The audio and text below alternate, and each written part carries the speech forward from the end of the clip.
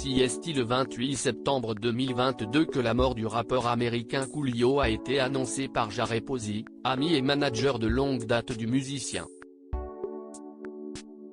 Celui à qui l'on doit l'immense tube Gangsta's Paradise, 1995, est mort à l'âge de 59 ans. Des mois plus tard, on découvre les tristes raisons derrière ce brutal décès. CST à nouveau son manager qui a fait savoir ce tragique constat, le rappeur Coolio est mort d'une overdose de fentanyl. L'artiste avait été retrouvé sans vie sur le sol de la salle de bain de la maison d'un ami à Los Angeles il y a 6 mois.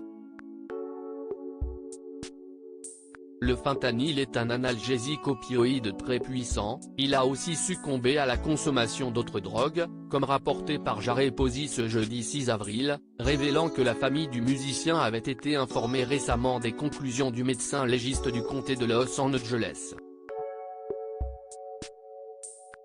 Quand le monde apprenait la disparition du célèbre rappeur américain, l'actrice Michelle Pfeiffer découvrait aussi cette triste nouvelle. Partenaire dans le clip de son tube mythique Gangsta's Paradise, 1995, elle lui avait adressé quelques mots. « J'ai le cœur brisé en apprenant la disparition du talentueux Coolio », a-t-elle débuté son hommage. Comme certains d'entre vous le savent peut-être, j'ai eu la chance de travailler avec lui sur Esprit Rebelle. Il a remporté un Grammy Award pour sa brillante chanson, laquelle, je pense, a été la raison pour laquelle notre film a connu un tel succès. Pour rappel, le titre Gangsta's Paradise avait été la pierre angulaire de la bande originale du film Dangerous Minds, dans lequel Michelle Pfeiffer, star de Scarface, joue le rôle principal. Un long métrage qui avait récolté près de 180 millions de dollars au box-office.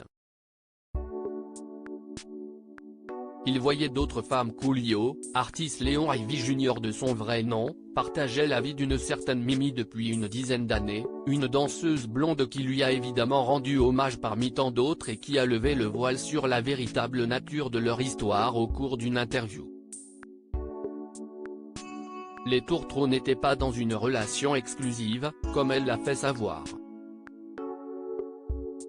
Il voyait d'autres femmes avant de mourir mais j'étais au courant. Nous avions un accord, a-t-elle concédé. Il n'y a rien que cet homme ait fait et qu'il m'ait caché. Nous parlions absolument de tout. Je connaissais tout de sa vie. Nous n'avions aucun secret l'un pour l'autre, a-t-elle néanmoins précisé.